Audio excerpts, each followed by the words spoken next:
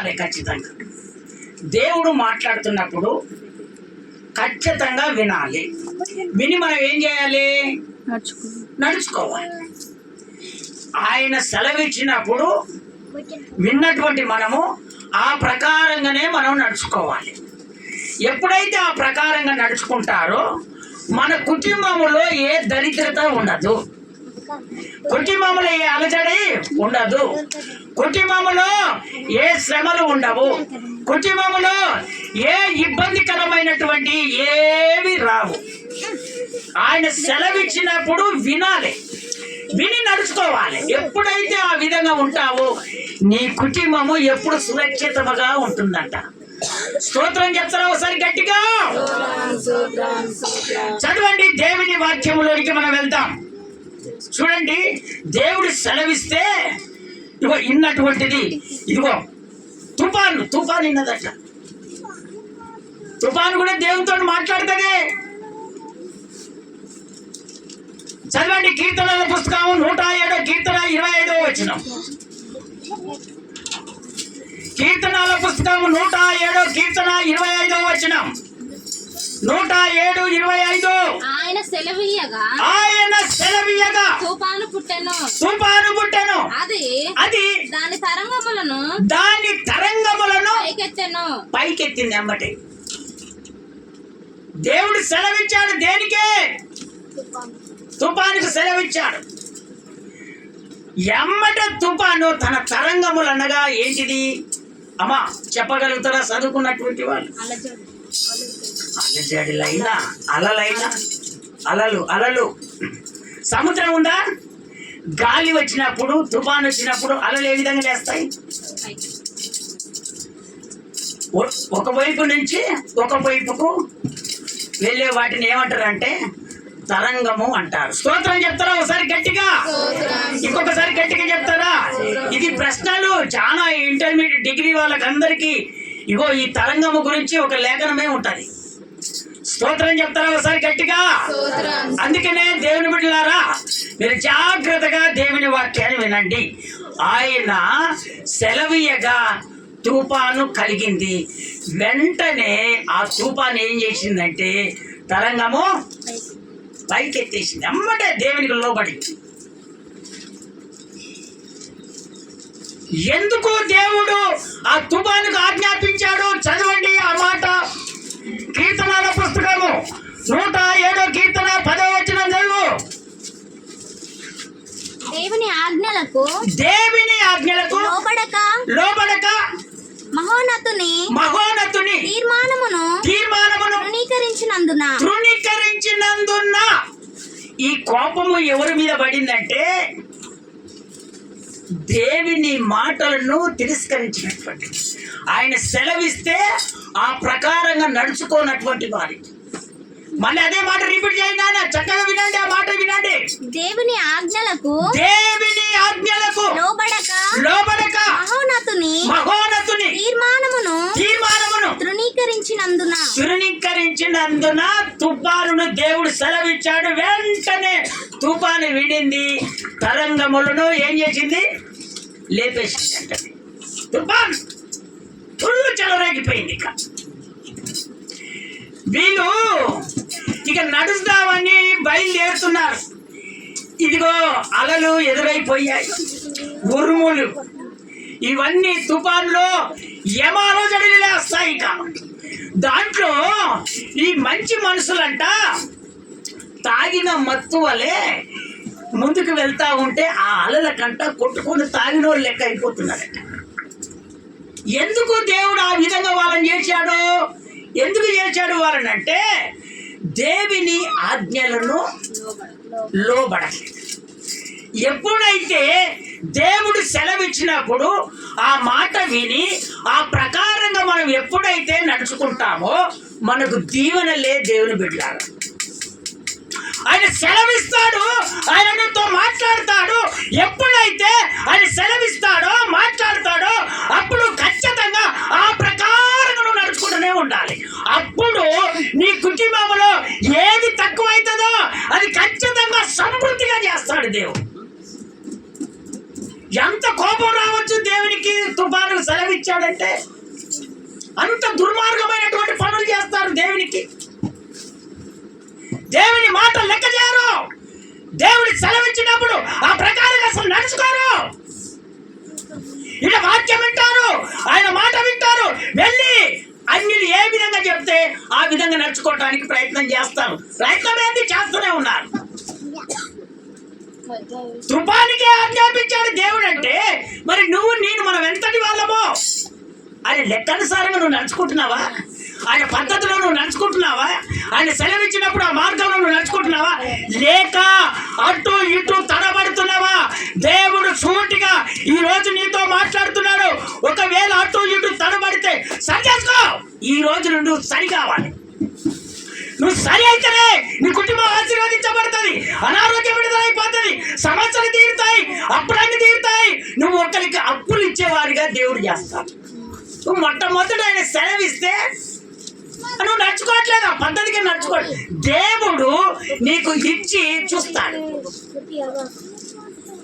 ఎప్పుడు దేవుడు ప్రార్థన చేస్తే ఏముందిలే, ఇక మనకు దేవుడు ఆశీర్వదించాడు కదా, ఏదో 10 గంటలు తిన్నాక అట్లా కళ్ళు మూసుకొని ఏసయ్యా నేను పండుకుంటున్నా, పొద్దున్నే నాకు పని దొరకాలయ్యా అని నువ్వు ప్రార్థన చేసుకో. దేవుని బిడ్డలారా, నీవు నీ ఎక్కర కొలది ఎంత దేవునికి ప్రార్థన చేస్తావో నా దేవుడు అంట ఎంతో సంతోషపడతాడు. స్తోత్రం చెప్తారా ఒకసారి గట్టిగా? ఇంకొకసారి గట్టిగా చెప్తారా? అప్పుడంట ఆ దేవుని బిడ్డలు అయ్యా ఇంకా నీ ఆజ్ఞకు మేము లోబడతాం, నీ ఆజ్ఞానుసారంగా నడుచుకుంటాం, నీ తీర్పు ప్రకారంగా నడుచుకుంటాం, నీ పద్ధతి ప్రకారం నడుచుకుంటాం. అయ్యా ఈ తుఫానులో మేము ఎక్కడ కూడా మాకు గమ్యం అవపడతలేదయ్యా, మేము తట్టుకోలేకపోతున్నామయ్యా, మత్తుల వారిగా అయిపోయినామయ్యా, ఎటు కళ్ళు తెచ్చినా మాకేమీ అవపడట్లే, తరంగాలన్నీ కొట్టుకుంటున్నాయ్యా అని వాళ్ళంట అప్పుడు దేవునికి మొదలుపెట్టడం మొదలు పెట్టారట. దేవుని బిడ్డలారా, చిన్నగా దేవుడు నీతోటే మాట్లాడుతున్నాడే, మరి నువ్వు ప్రార్థన చేసినప్పుడు దేవుడు నీకు ప్రతిఫలం ఇస్తున్నప్పుడు నువ్వు అదే ప్రకారంగా ఒకటి కోరుకున్నప్పుడు ఇంకోటి కావాలి ప్రభు నువ్వు రోజు కోరుకొని నువ్వు వెళ్తుంటే దేవుడు నిన్ను ఆశీర్వదించాడా? బలుపు కొంతమందికి బలుపు దేవుడు చేస్తాడు కదా, ఏంలే కళ్ళు మూసుకొని పొద్దున్నే లేస్తే పని దొరకదు, నీ కుటుంబం చిందరబందరం అయిపోతుంది, భర్త భార్యకు లోబడే పద్ధతి ఉండదు, సాధారణ ఆ విధంగా చేస్తూ ఉంటాడు. అందుకే దేవుని బిడ్డలారా, మినిమము నువ్వు అర్ధగంట పని చేసుకో, ప్రార్థన చేసుకో. ఆహారం తిన్న తర్వాత ఒక అర్ధగంట, ఒక 20 నిమిషాలు దేవునికి ముఖాలు ఉన్నావు ప్రార్థన చేసుకో. నువ్వు పొద్దుగా నీకేం పని కావాలనో నా దేవుడు కళ రూపంగానైనా లేదా మనిషి రూపంగా అయినా ఏ రకంగానైనా ఆ పని ఖచ్చితంగా దేవుడు చేస్తాడు. నువ్వు ఈ నుంచి నా దేవుడు అయ్యా నీవు నాకు సెలవిచ్చావు, ఈ రోజు నుంచి నీ ఆజ్ఞానుసారంగా నేను నడుచుకుంటాను, లోబడిపోయానయ్యి నువ్వు తీర్మానం చేసుకుంటే దేవుని బిడ్డలారా, ఇదిగో ఈ వారం కదా, వచ్చే వారంలో మీరు సాక్షి బిడ్డలుగా దేవుడు నిలబెట్టునుగాక. స్తోత్రం చెప్తారా ఒకసారి గట్టిగా? అందుకనే దేవుని బిడ్డలారా, ఆశీర్వదించినప్పుడు దేవుని మర్చిపోయినప్పుడు అప్పుడు ఎంత దుఃఖం వస్తుందో తెలుసా? చాలా దుఃఖం. అదే దుఃఖము ఆశీర్వదిస్తూనే ఉంటే, ఇంకా ప్రార్థన చేస్తుంటే దేవుడు మనకి ఎంత మహిమ కలగజేస్తాడు, మస్తు మహిమ కలగజేస్తాడు. ఏది కావాలంటే దేవుడు అది ఇస్తాడు, నీకు ఏది కోరుకుంటే దేవుడు అది ఇస్తాడు. కానీ మీరేం చేస్తారంటే మీరు లోబడే పద్ధతిలో ఉండట్లేదు. దేవుడు హెచ్చరిస్తున్నాడు, ఈ ప్రకారంగా మీరు లోబడట్లేదు. లోబడకపోవటం వలనే ఇదిగో దేవుని నమ్ముకున్నటువంటి బిడ్డలకు ఈ ప్రకారంగా జీవిస్తున్నారనేది దేవుడు తెలియపడుతుంది. అప్పుడు దేవునికి మొరపెట్టినప్పుడు వెంటనే దేవుడు ఇదిగో ఆజ్ఞాపించాడు. అమ్మ చదువు కీర్తనల పుస్తకం 107వ కీర్తన 29వ వచనము.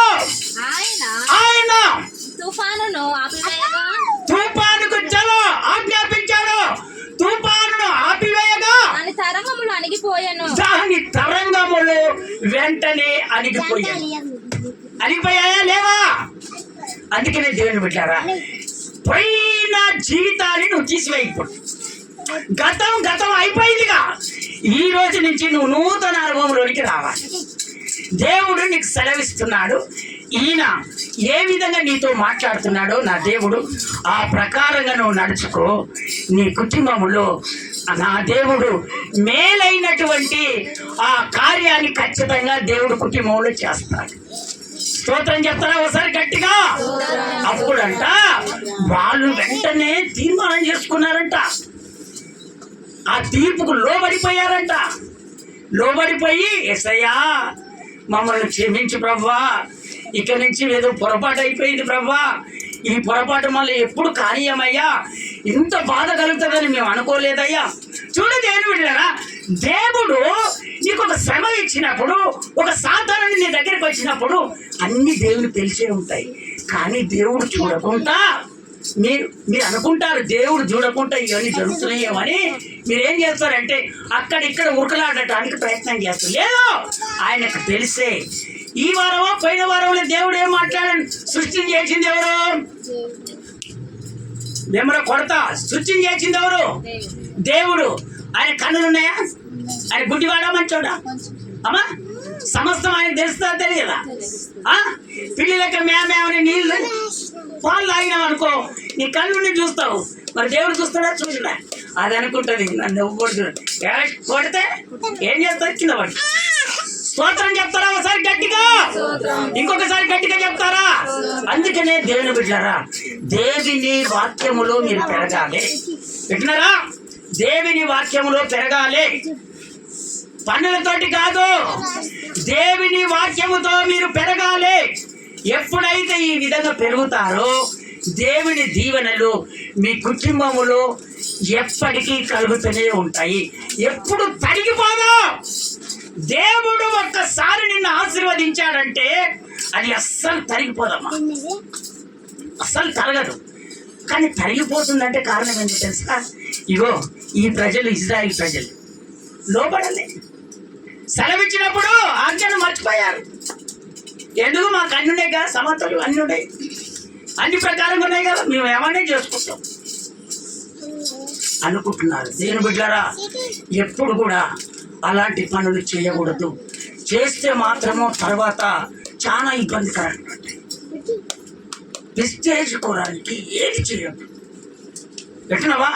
10 మంది మనల్ని చూసి సంతోషపడతారని దేవునికి నచ్చని పని నువ్వు ఎప్పుడైనా చేస్తావో నా దేవుడు అంట దుఃఖపడతాడండి, చాలా దుఃఖపడతాడండి. బా, నన్ను నమ్ముకొని కన్నీరు కార్చి ప్రార్థన చేసినప్పుడు విలువైనటువంటి నేను దయచేస్తున్నానే, కానీ నా చిత్తములో ఉన్నటువంటిది కాస్త ప్రేరేపణ కలగానే వెళ్ళి ఎంత చక్కగా ఆటాడుతుంది, ఇదేనా నేను ఏర్పాటు చేసుకున్నటువంటి నా బిడ్డను అని ఆయన అంట ఎంతగానో దుఃఖపడతాడంట.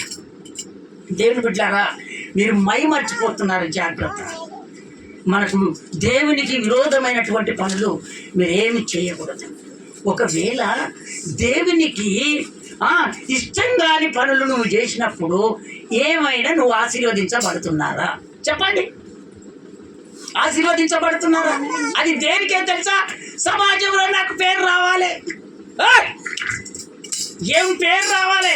చూడు, ఫలానా ఫలానా ఫలానా ఫలానా. దేవుడేమో నిన్ను చూసి దుఃఖపడుతున్నాడు, నువ్వేమో పిచ్చేసుకోవడానికేమో సవాలు ఇస్తున్నావు. ఏం దేవుని బిడ్డలారా, నీ కుటుంబంలో ఆశీర్వాదం ఎందుకు దూరం అయిపోతుంది? పనులు ఎందుకు జరగట్లేదు?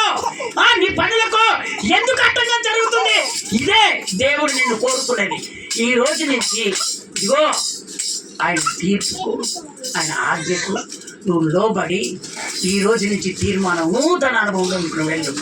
నేను దేవుడు ఆశీర్వదిస్తూనే ఉంటాడు. స్తోత్రం చెప్తారా ఒకసారి గట్టిగా? యెషయా పుస్తకం, అపవిత్రమైనటువంటి వాళ్ళు ఉన్నారట అక్కడ. యెషయా పుస్తకం 6వ అధ్యాయం 8వ వచనం ఒకసారి చదివి వినిపించిన. అప్పుడు నేను ఎవని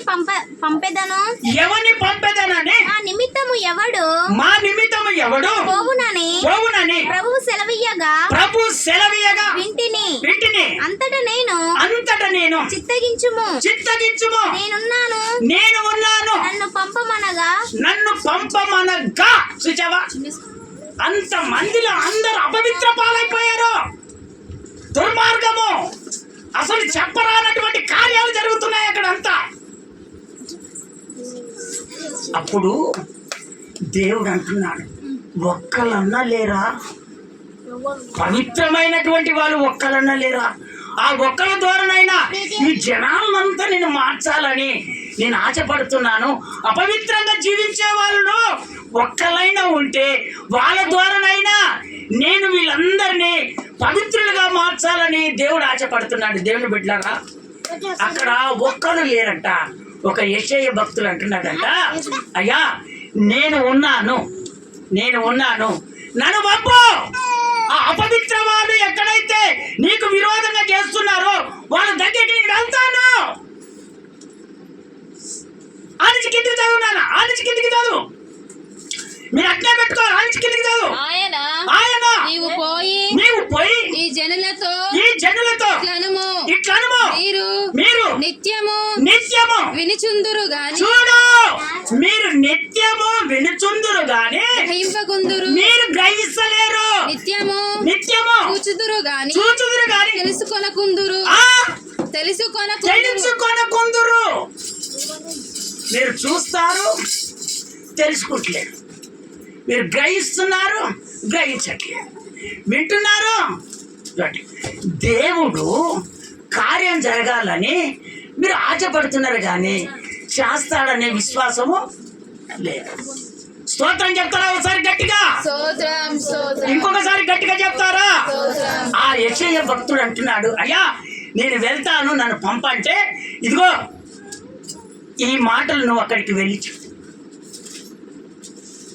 వాళ్ళంతా అయ్యా ఎంతవరకు చెప్పాలని అడిగితే, ఇదిగో అక్కడ ఉన్నటువంటి వాళ్ళంతా నాశనం అయ్యేంత వరకు ఒక్కళ్ళు కూడా అపవిత్రులు అక్కడ ఉండకూడదు. ఎందుకంటే ఒక్కళ్ళు ఉన్నా కానీ దేవుని బిడ్డలారా, సంఘములో ఒక్కళ్ళు అపవిత్రులు ఎట్లా ఉంటారో తెలుసా? హుషారుగా ఉంటారు. ఈడ మాటలు ఎంత తీపిగా వింటారు, వెళ్ళి ఎక్కడో కొక్కేస్తూనే ఉంటారు. ఏమంటే వాళ్ళు ఎవరు వాళ్ళని ఎప్పటి పరిస్థితిలో నమ్మకూడదు. కానీ వాళ్ళు దొరకరని నువ్వు అనుకుంటావు, ఖచ్చితంగా దొరుకుతారు ఒక రోజు. అంటే సమయం దేవుడు ఎందుకు ఇస్తాడో తెలుసా? ఒక సాక్ష్యాన్ని నిలబెట్టుకోవటానికి దేవుడు ఆ పని చేస్తాడు. స్తోత్రం చెప్తారా ఒకసారి గట్టిగా? ఇంకొకసారి గట్టిగా చెప్తారా? అందుకనే దేవుని బిడ్డలారా అలాంటి వాళ్ళు ఉంటారు. అందుకనే అపవిత్రులు ఎవ్వరు కూడా ఉండకుండా అంత నాశనం అయిపోవాలి. అయ్యా అట్లయితే ఎట్లా? అంతే. అక్కడ ఉన్నటువంటి చెట్లున్నాయంట. అమ్మ ఆ కింది వచనం చదువుతా ఉన్నా, ఆయన కింద వచ్చినము వారు కన్నులతో చూచి చివరిదే చదువుతున్నావా? 10ది చదువుతున్నావా? చదువు. 10 ఉందా? ఇంకా కింద ఏమనుందా? 13 వరకు ఉంది. ఆ 13వ వచనం చదువు. దానిలో 10వ భాగాన్ని కూడా వదిలిపెడతలేడు దేవుడు. చివరిగా చెప్తున్నా, ఎక్కువ అవుతుందని. మాత్రము విడవబడినను అదియును నాశనమగును. అది కూడా నాశనం అవుతాయి. సిదూరా మాశక్తి వృక్షములు, సింధూరా తిదుర కాదు, సింధూరా మాశక్తి వృక్షములు నరకబడిన తరువాత అది మిగిలి ఉంటది. అది మొద్దుగా ఉంటది. అట్టి మొద్దులో నుండి శుద్ధమైన చిగురు పుట్టును. అప్పుడు పవిత్రులు లేస్తారు. స్తోత్రం చెప్తారా ఒకసారి గట్టిగా? ఇంకొకసారి గట్టిగా చెప్తారా? దేవుని బిడ్డలారా, ఒక గింజ మొలకెత్తాలంటే అది సావాలే మొట్టమొదట. అది సస్తనే గాని అది మొలకెత్తుతుంది. అది సావపోతే మొలక రాదు. అందుకనే అక్కడ ఉన్నటువంటి అన్ని నాశనం అయిపోవాలి. 10వ వంతు ఉంచుదామన్నా కానీ 10వ వంతు కూడా ఉంచొద్దు. ఎంత అపవిత్రండి. అందుకనే ఒక్కడు కూడా ఉంచొద్దు. ఈ మాక్తి వృక్షము చెట్లున్నాయే, ఇవన్నీ కొట్టేసిన తర్వాత మొద్దు ఉంటుంది. ఆ మొద్దు వాడిపోయి అప్పుడు వస్తుందంట ఎవరికి? మనిషికి. దేవుడు అన్ని తీసేసిన తర్వాత దుఃఖం అప్పుడు వస్తుందట. స్తోత్రం చెప్తారా ఒకసారి గట్టిగా? ఇంకొకసారి గట్టిగా చెప్తారా? ఇంకొకసారి గట్టిగా చెప్తారా? ఇప్పుడు ఉన్న చెట్టు నిగనిగలాడుతూ ఉంటది. ఈ చెట్టుకు ఇంత ఎరువు తక్కువైందా లేకపోతే ఏం తక్కువైందా అది చూసుకుంటూ పోతే అది ఏం చేస్తుంది? సంవత్సరానికి ఏం కాతపడాలనో అది పడుతూనే ఉంటుంది, మనకు ఆశీర్వాదం కలగజేస్తూనే ఉంటుంది.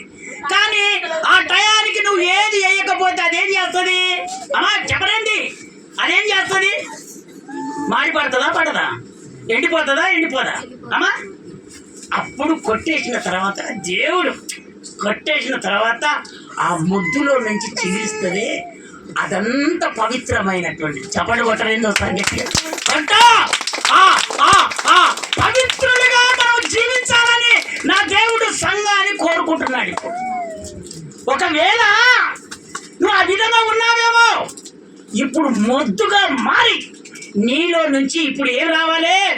చిగురు రావాలి, పవిత్రత రావాలి. పవిత్రత అపవిత్రత ఇక పోవాలంటే. దేవుని బిడ్డలారా, ఒకవేళ దేవునికి లోబడకుండా ఈ పనులు నువ్వు చేస్తే మాత్రము దేవుడు చాలా దుఃఖపడతాడు. నువ్వేం సంతోషపడతావు. కానీ నిన్ను ఎక్కడ దుఃఖ పెట్టాలనో ఎవరికి తెలుసు? కళ్ళ తీర అన్ని మంచిగానే ఉంచుతాడు, కానీ నేను దుఃఖ పెట్టాడా దుఃఖ పెడతాడు. అందుకనే అయ్యా నన్ను పంపు అన్నాడు. ఒక్కడ పవిత్రులు ఎందుకు లేచాడో తెలుసా? వాళ్ళు సిరాపులు 6 రెక్కలు కలిగి 2 చేతులతోమో ముఖము, 2 చేతులతో కాళ్ళు పెట్టినవా, 2 రెక్కలతో ఎగురుకుంటూ పరిశుద్ధుడని దేవునికి ఆరాధన చేస్తున్నారు. అప్పుడునంట అక్కడ అంతా అపవిత్రులే ఉన్నారట. అప్పుడు ఎవరైనా ఉన్నారని చూస్తే అయ్యా అని ప్రార్థన చేసుకుంటున్నప్పుడు ఈ బలిపీఠం ఉందే, ఈ బలిపీఠం నుంచి ఒక కారు అంటే నిప్పుతో ఉన్నటువంటి కారు వచ్చి ఆ పెదవులకు తగిలింది. ఆ పెదవులకి ఎప్పుడైతే తగిలిందో పవిత్రుడైపోయాడు. అది దేవుని కృప. ఈరోజు దేవుడు నీతో మాట్లాడుతున్నాడు. ఆయన నిన్ను తగులుతున్నాడు. ఎందుకో తెలుసా? నువ్వు పవిత్రులుగా మార్చబడాలని, ఒక పవిత్రత నీలో రావాలని, నీ నుండి ఇంకొకరికి నుంచి ఇంకొకరికి ఈ పవిత్రత అంతా నిండాలని నా దేవుడు కోరుకుంటున్నాడు. మీరు పవిత్రతను పోగొట్టుకుంటున్నారు. అందుకనే నీ కుటుంబంలో ఎక్కడి ఉన్నాయి అక్కడనే ఉంటున్నాయి. అందుకనే ఈ అపవిత్రత అంతా తీసివేసేసి ఇప్పుడు పవిత్రులుగా మీరు జీవించాలని నా దేవుడు కోరుకుంటున్నాడు. చేతులెత్తి ఒకసారి హల్లెలూయా చెబుదామా? ఇంకొకసారి గట్టిగా చెప్తామా? చదవండి దేవుని వాక్యము. ఇర్మియా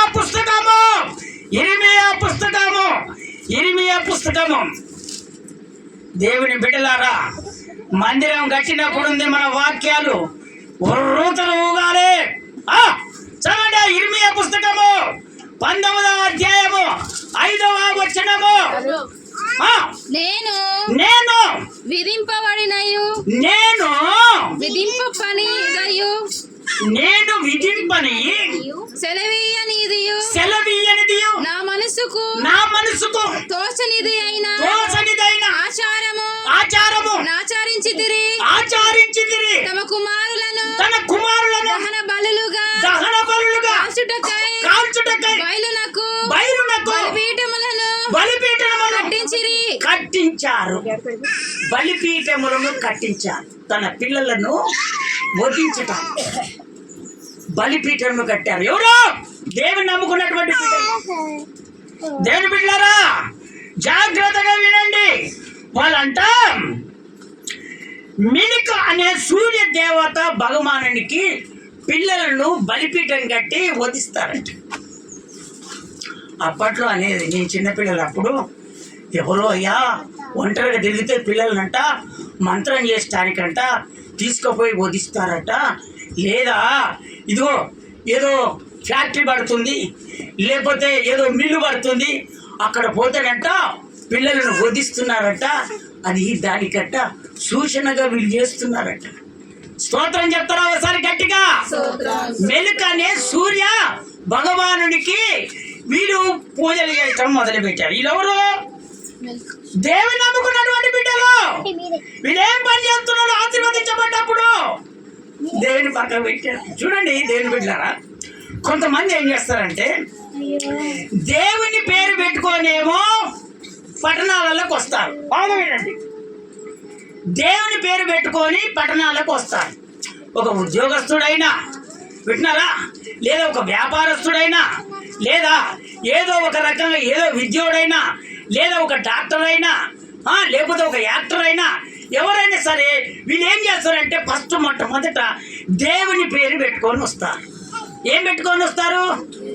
యేసు ప్రభు పేరు పెట్టుకొని వస్తే దేవుడు పరిశుద్ధుడు కాబట్టి వీళ్ళు ఏ పాపం చేయరు, వీళ్ళు నీతిమంతులు, వీళ్ళకు ఆశ్రయిద్దామని ప్రతి పట్టణాలలో కాస్త ఏం చేస్తారంటే స్థావరం ఇస్తారు. స్థావరం ఇస్తే ఆ స్థావరం ఇచ్చిన తర్వాత వీళ్ళు చేసిన పనులు ఆ స్థావరం బాగా బలిసిపోయిన తర్వాత వీళ్ళు ఏం చేస్తున్నారంట, మెలికనే సూర్యచంద్రునికి ఏం చేస్తున్నారు వీళ్ళు? అమ్మా ఏం చేస్తున్నారు? బలిస్తున్నారు. దేవుని బిడ్డలారా, దేవుని నమ్ముకొని నువ్వు ఆశీర్వదించబడిన తర్వాత ఏదో నీకు జరుగుతుందని, ఏం జరుగుతుందిరా బాబు నీకు? నీ ప్రిస్టేజీ, నీ పద్ధతి మార్చుకోవాలి. నిన్ను చూసి దేవుడు ఎంత దుఃఖపడతాడో తెలుసా? ఒకప్పుడు నీ జీవితం ఏంది, నీ పరిస్థితి ఏంది? దేవుని నమ్ముకున్నప్పుడు దేవుని ప్రేమ నీ మీద ఉన్నది అని ఎదిగించినంత మాత్రాన దేవునికి ద్రోహం చేస్తారా? ఇగో ఇక్కడ ద్రోహం చేస్తే ఏం జరుగుతుంది? ఇదేనా? నిన్ను చూసి అనేకులు దేవుని వైపుకు రావాలనేమో దేవుడు ఆశపడితే నీ ప్రిస్టేజ్ కొరానికి, నీ బలం కొరానికి, నీ సంపద కొరానికి దేవుని వదిలిపెడితే నా దేవుడు ఎంత దుఃఖపడతాడో తెలుసా?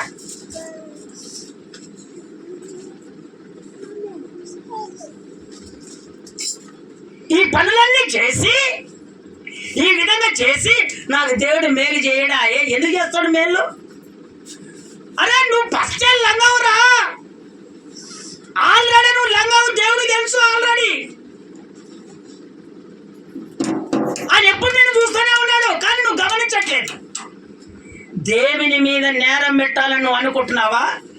దేవుని నమ్ముకున్నటువంటి బిడ్డల మీద నేరం పెట్టాలనుకుంటున్నావా? లేదా అన్యజనులు దేవుని దగ్గరికి వచ్చే వాళ్ళని అటంకపరచాలని ఆ విధంగా చేస్తున్నావా? రిబా కళ్ళ ధీరా బరాబా, ఇవన్నీ దేవునికి నచ్చనటువంటి పనులు.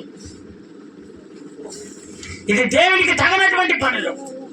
అందుకనే దేవుని బిడ్డలారా, వీళ్ళంతా పిల్లలని బ్రతుకున్న పిల్లలనమ్మా, బ్రతుకున్న పిల్లల్ని ఏం చేస్తారు? బలిపీఠ ఉందా? ఇట్లా బలిపీఠాలు కట్టి ఆ సూర్య భగవానికి వధిస్తున్నారు. కన్న పిల్లలనమ్మా,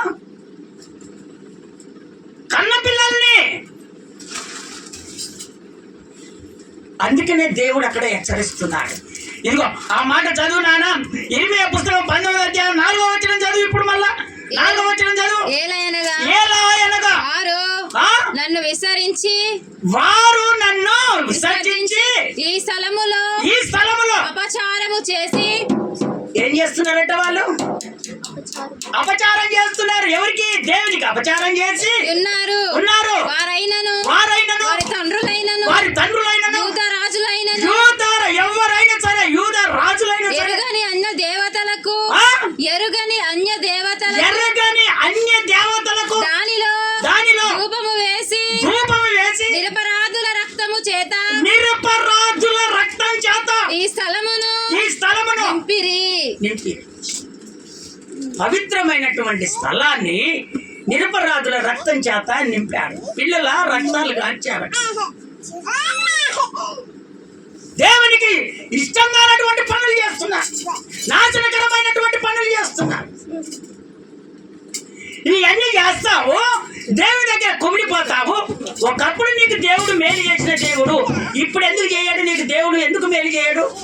దేవుడి బిడ్డ, నువ్వు ఎక్కడ పొరపాటు పడుతున్నావు? ఈ రోజు నా దేవుడు సెలవిస్తున్నాడు.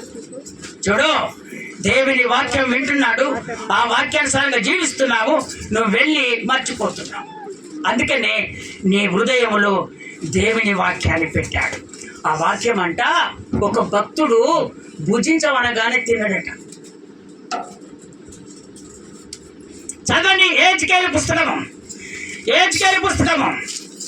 3వ అధ్యాయం 3వ వచనం. మీరు రాసుకోండి, చదువురు కానీ అబ్బా ఏం మనుషులమ్మా. నరపుత్రుడా, నరపుత్రుడా, నేను ఇచ్చుచున్నా ఈ గ్రంథమును ఆహారముగా తీసుకొని దానితో నీ కడుపు నింపుకొనుమని నాతో సెలవీయగా నేను దాన్ని భక్షించి నేను తింటిని. అది నా నోటికి తేనె వలె మధురముగా నుండెను. స్తోత్రం చెప్తారా ఒకసారి గట్టిగా? దేవుని వాక్యము మంచిగా ఎప్పుడు చదివితే అదంట తీపట, తేనె వల మధురముగా ఉంటదట. ఏంటిదే? దేవుని వాక్యం. యేసు నా దేవుడు ఒక భక్తునికి చెప్తున్నాడు. ఫస్ట్ వచనం చదువు నాన్న, ఎడ్డింగ్ చదువు, ఫస్ట్ వచనం చదువు. మరియు ఆయన నాతో ఇలాగు సెలవిస్తున్నాడు, నరపుత్రుడా, నీకు కనబడిన దానిని భక్షించుము. ఈ గ్రంథమును భక్షించి ఇశ్రాయేలుల యొద్దకు పోయి వారికి ప్రకటన చేయము. ఇది నీవు ప్రకటన చెయ్యి. స్తోత్రం చెప్తారా ఒకసారి గట్టిగా? ఇంకొకసారి గట్టిగా చెప్తారా? దేవుని వాక్యము ఎంతమంది భుజిస్తున్నారు అమ్మా? పొద్దుగాల లేవంగానే దేవుని బైబిల్ చదువుతున్నారా? భుజించడం అంటే చదువుతావమ్మా, పట్టుకొని తినటం కాదు, చదవటం. స్తోత్రం చెప్తారా ఒకసారి గట్టిగా? బైబిల్ చదువుతానంట తేనె వేళే తీపిగా ఉంటదట. దేవుని బిడ్డలారా, దేవుని లేఖనం సెలవిస్తుంది. కొంతమంది అమ్మలు ఇంటి దగ్గర ఉంటారు, చదువు వస్తుంది, అన్ని వస్తాయి, కానీ బైబిల్ పట్టారు. ఎక్కడ కూర్చుంటారు? చెట్ల కిందనా? లేకపోతే 10 మంది కూర్చుంటారు అక్కడ. ఈ ఇంటి జోలి ఆ ఇంటికి చెప్తారు, ఆ ఇంటి జోలి ఈ ఇంటికి చెప్తారు. ఇవన్నీ ముచ్చట్లు. ఇవన్నీ ఎందుకు తల్లి? నీ కుటుంబం ఆశీర్వదించబడాలని దేవునితో నువ్వు గడుపు. దేవుడే నిన్ను ఉన్నతమైన స్థానానికి దేవుడు ఎదిగిస్తాడు. స్తోత్రం చెప్తారా ఒకసారి గట్టిగా? నువ్వు తిన్నదే కాదు ఎజ్కేలు, నా భక్తుడా, నా సేవకుడా, నువ్వు తిన్నదే కాదు, నా సంఘానికి నువ్వు నేర్పాలి. ఎవరికి నేర్పాలి అమ్మా? ఎవరికి నేర్పాలి? సంఘానికి నేర్పాలి. ఇదిగో నువ్వు భుజించినటువంటి ఈ ఆహారాన్ని ఇదిగో సంఘాన్ని భుజించమని నువ్వు చెప్పాలి. దేవుని బిడ్డలారా, దేవుడు సెలవిస్తున్నాడు, దాన్ని ముట్టుకోకు నాన్న. దేవుడు సెలవిస్తున్నాడు. ఇప్పుడు మాత్రము నీవు విన్న వాక్యాన్ని ఇతరులకు నువ్వు పంచాలి. స్తోత్రం చెప్తారా ఒకసారి గట్టిగా? అప్పుడు దేవుని సెలవు ఇచ్చింది నువ్వు నెరవేర్చినట్టు. ఒకవేళ నువ్వు చెప్పకపోతే అది నెరవేర్చినట్టు కాదు. దేవుడు ఇంకేమన్నాడో తెలుసా? ఒకవేళ నువ్వు చెప్పకపోతే వాడు అపవిత్ర పాలు అయిపోయాడు అనుకో, తీర్పు మాత్రం నీ మీద తీరుస్తాను. చదువు, ఆ మాటకి వెళ్దాం. ఒక్క మాట చెప్తా నేను. ఏజ్కేలు పుస్తకం 33వ అధ్యాయం 8వ వచనం. దుర్మార్గుడా, నీవు నిశ్చయముగా మరణము నందుదువు అని దుర్మార్గునికి నేను సెలవీయగా అతడు తన దుర్మార్గతను విడిచి జాగ్రత్త పడినట్టు నీవు ఆ దుర్మార్గునికి నా మాట తెలియజేయమని ఎడల ఆ దుర్మార్గుడు తన దోషమును బట్టి మరణమునందును గాని అతని ప్రాణమును గూర్చి విచారణ చేయుదును. నిన్ను విచారణ చేస్తా. నువ్వు చెప్పకపోతే నేను విచారణ చేస్తా. ఈరోజు ఎంతో మంది యాక్సిడెంట్లు అయిపోతున్నారు, ఎంతో మంది మరణ పట్ల జరిగిపోతున్నారు, ఎంతో మంది దేవుని తెలియనటువంటి వాళ్ళు ఉన్నారు. కాస్త నువ్వు వాళ్ళకి చెబితే, నువ్వు ఇప్పుడు భుజిస్తున్నావే, ఈ వాక్యం వింటున్నావే, ఈ వాక్యాన్ని తీసుకుపోయి వాళ్ళకు కూడా పెడితే దేవుడు నిన్ను బట్టి ఎంత సంతోషపడతాడు. స్తోత్రం చెప్తారా ఒకసారి గట్టిగా? ఒకవేళ మిమ్మల్ని మీకే చెప్పే దేవుడు, ఒకవేళ మీరు చెప్పలేదనుకో, మీరు మాత్రము ఏమంటున్నాడు? మీరు మాత్రము నా దగ్గర తీర్పు పొందుతాడు. అతడు మరణిస్తాడు, మరణిస్తాడు, కానీ అతన్ని మరణము ద్వారా నిన్ను లెక్క అడుగుతావు. నువ్వు చెప్పకపోతే నిన్ను లెక్క అడుగుతావు. దానికి శిక్ష ఎవరికి వేస్తా? ఎవరికి వేస్తా శిక్ష? నీకేస్తా, మీకే వేస్తా. ఆ శిక్ష మీకేస్తా. ఎందుకంటే నువ్వు భుజించినావు, ఎతికి వారికి నువ్వు చెప్పట్లేదు. అందుకనే నువ్వు చెప్పాలి. నువ్వు చెప్పిన గిట దేవుని దగ్గర నువ్వు పరిశుద్ధురాలుగా, ఆత్మీయురాలుగా దేవుని దగ్గర లెక్కించబడతావు. నువ్వు చెప్పకపోతే శిక్షకు పాత్రుడు నువ్వే. కింది చదువు, ఆలోచి కిందికి చదువు, ఆలోచి కిందికి చదువు. అయితే ఆ దుర్మార్గుడు దుర్మార్గతను విడవలెనని నీవు అతనిని హెచ్చరింప చేయగా అతడు తన దుర్మార్గతను విడవని ఎడల అతడు తన దోషమును బట్టి మరణమునందును గాని నీవు నీ ప్రాణము దక్కించుకొందువు. నీ ప్రాణము నువ్వు దక్కించుకుంటావు. నువ్వు ఒకవేళ చెప్పినట్టయితే స్తోత్రం చెప్తారా ఒకసారి గట్టిగా? ఏంది నిద్రపోతున్నారు? స్తోత్రం చెప్తారా ఒకసారి గట్టిగా? ఇంకొకసారి గట్టిగా చెప్తారా? ఇప్పుడు దేవుడు ఎక్కడ చెప్తున్నటువంటి మాట, ఒకవేళ నీవు దేవుని వాక్యాన్ని విన్న వాక్యాన్ని నువ్వు చెప్పావనుకో, ఆడు వినకపోతే, ఆడు దుర్మార్గత వినకపోతే, వాడు పాపం నుంచి బయటపడకపోతే వాడు మరణమవుతాడు. దానికి బాధ్యత నీది కాదు. నువ్వు పవిత్రుడుగానే ఉంటావని దేవుడు చెప్తున్నాడు. స్తోత్రం చెప్తారా ఒకసారి గట్టిగా? అయ్యా, ఈ వాక్యం ఇంతసేపు విన్నా కానీ నేను బయటికి వెళ్ళి ఇంటికి వెళ్తుంటేనే వాక్యం మర్చిపోతా, నేను ఏ విధంగా చెప్పాలయ్యా అని నువ్వు అనుకుంటున్నావు. కానీ ఆ వాక్యం నా హృదయంలో ఉండాలి ప్రభు అని నువ్వు తీర్మానం చేసుకోవాలి.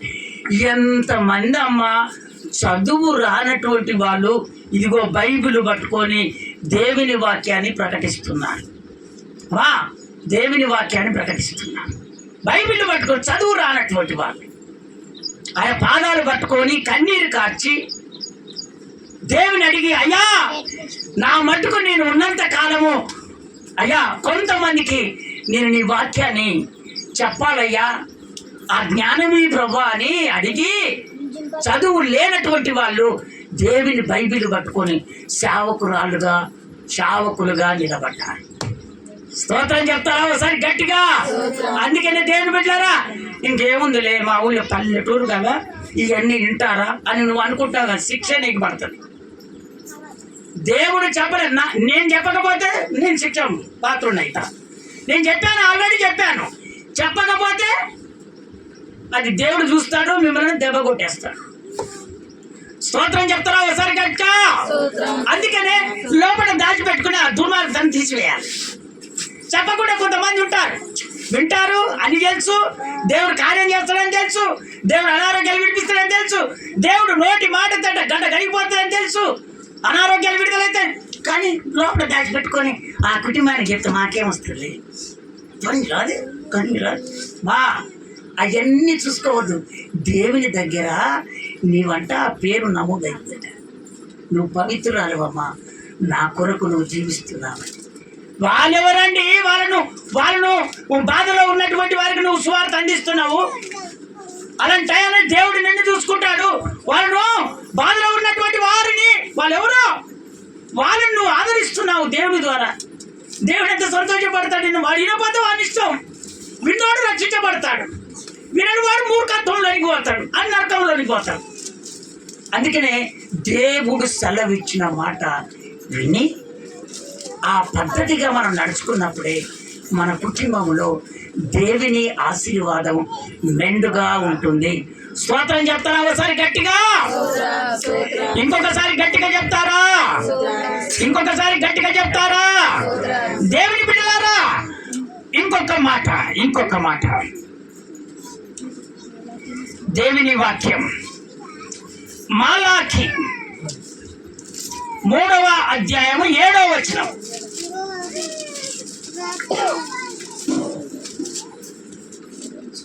మీ పితరుల నాటి నుండి మీరు నా కట్టడలను గైకొనిన వాటిని గైకొన్న వారికి త్రోసివేసితిరి. అయితే మీరు నా తట్టు తిరిగిన ఎడల నేను మీ తట్టు తిరుగుతాను. సైన్యములకు అధిపతియగు యెహోవా సెలవీయగా మేము దేని విషయములో తిరుగుదుమని మీరంటారు. మీరు ఏ విషయంలో తిరుగుదురని మీరంటారు. చదువు. మానవుడు దేవుని యొద్ద దొంగలినా ఆడాగు. దేవుడు ఏమంటున్నాడు తెలుసా? ఇదిగో మానవుడు నాకు దొంగతనం చేస్తున్నాడు. ఎందుకు మేము తిరగాలి ప్రభా? ఏ విధంగా తిరగాలి అది చెప్తే మేము నడుచుకుంటామయ్యా. ఆ పద్ధతిలో మేము నడుచుకుంటామయ్యా. ఆ ప్రకారంగా మేము నడుచుకుంటామయ్యా. ఎందుకంటే మా కుటుంబాలు ఆశీర్వదించబడాలి, మా కుటుంబాలు ఆత్మీయంగా వెలగాలి, మా అనారోగ్యాలు విడుదల కావాలి, మేము సంతోషంగా ఉండాలి ప్రభా అని ప్రతి వానికి కోరిక ఉంటుంది. అయితే వాళ్ళు అడుగుతున్నారు, అయ్యా ఏ విధంగా మేము ఉండాలని ప్రశ్నిస్తే ఆయన చెప్తున్నాడు. మళ్ళీ చదవాలి కిందిది ఇప్పుడు చదివింది. అయితే మీరు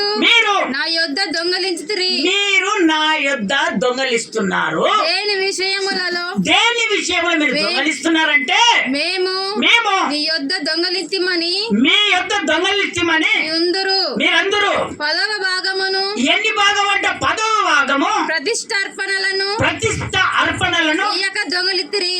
మీరు అది దొంగతనం చేస్తున్నారు. ఏం చేస్తున్నారు? దొంగతనము 10వ వంతు దేవునికి ఇచ్చేది మీరు దొంగతనం చేస్తున్నారు. అంత పవిత్రులే మీరు. అన్ని దేవుడు సమకూరుస్తున్నాడు. మీ అంత పద్ధతులు బాగానే ఉన్నాయి. దేవుని వాక్యం చదువుతున్నారు, ప్రతి ఆదివారం గుడికి వస్తున్నారు, ఆత్మీయంగా బలపడుతున్నారు, ప్రార్థనలు చేస్తున్నారు, ఆ ఇంట్లో ఆశీర్వాదం ఉంటుంది, అన్ని జరుగుతున్నాయి. కానీ మీరు ఒకటే పని చేస్తున్నారు. ఏందో తెలుసా? నన్ను దొంగలిస్తున్నారు. నా సొమ్ము మీరు తింటున్నారు. ఏం తింటున్నారు?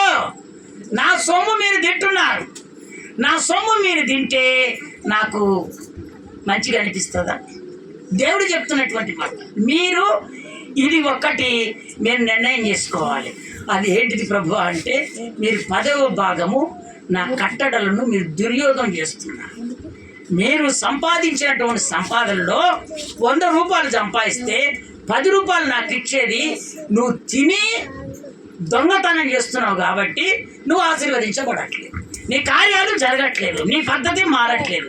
అందుకనే ఇక నుంచి ఇదిగో వాక్యాన్ని భుజిస్తున్నావు, వాక్యాన్ని నువ్వు తింటున్నావు, వాక్యము నీకు దేవుడు సెలవిస్తున్నాడు. ఆ వాక్యం నీ హృదయంలో పడింది. పడ్డ తర్వాత నువ్వు దేవునికే దొంగతనం చేస్తే నువ్వు దేవుడి దగ్గర ఏ మేలు నువ్వు పొందుకోలేవని దేవుడే చెప్తున్నాడు. నేను చెప్తున్నానా? దేవుడు చెప్తున్నాడా? అమ్మా ఎవరు చెప్తున్నారు?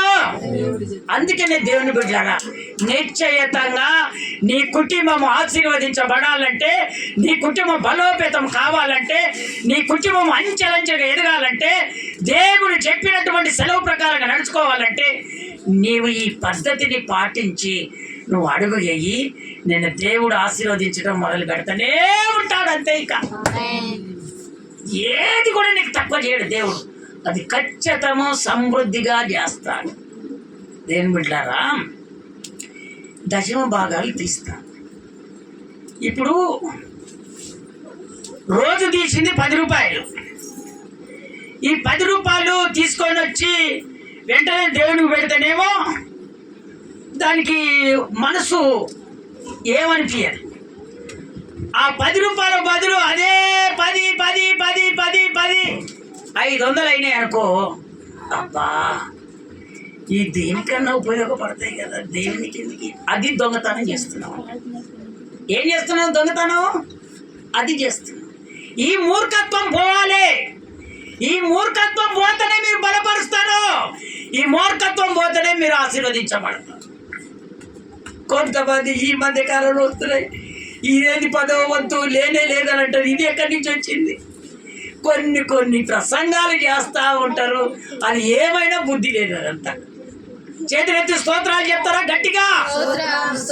ఇంకొకసారి గట్టిగా చెప్తారా? అటు ఇటు కాకుండా అన్యులను బలపరచడానికి. అంతేనయ్యా? అందుకనే దేవుని బిడ్డలారా, దేవుని లేఖనం ఏముంటుందో ఆ లేఖనం ప్రకారంగా మనం వెళ్ళాలి. ఎందుకంటే నువ్వు 10వ భాగం ఇవ్వకపోతే నీ కుటుంబం ఆశీర్వదించబడదు, నువ్వు పరలోక రాజ్యానికి చేర్చబడవు. వింటున్నావా? నువ్వు ఏదైనా కొనాలని ఆశతో ముందుకు వెళ్తే ఆ పని జరగదు.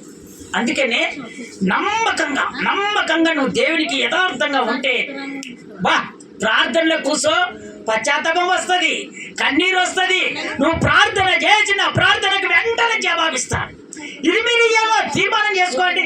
మీరు ప్రార్థన చేస్తుండగానే దర్శనాలు మీకు దేవుడు కలగజేసును గాక, స్వరాలతో దేవుడు మాట్లాడును గాక, మీకు కావలసినటువంటిది నేను దయచేస్తానని స్వరము ద్వారానే దేవుడు నీతో మాట్లాడును గాక. అందరము అందుకనే దేవుని దొంగలించకుండా, ఆయన సొమ్మును మనం ఎత్తుకోకుండా ఆయన సెలవు ఇచ్చాడు. ఆ ప్రకారంగా మనం జీవించాలి. ఆ ప్రకారంగానే మనం ముందుకు వెళ్తాం. అందరం నిలుమొక్కాల మీద ఉండి ఇప్పుడు తీర్మానం చేసుకుంటాం. అందరం నిలుమొక్కాల మీద వెళ్దాం.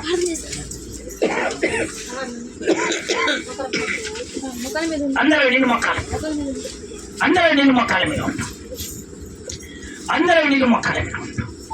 దేవుని బిడ్డలారా, దేవుని వాక్యం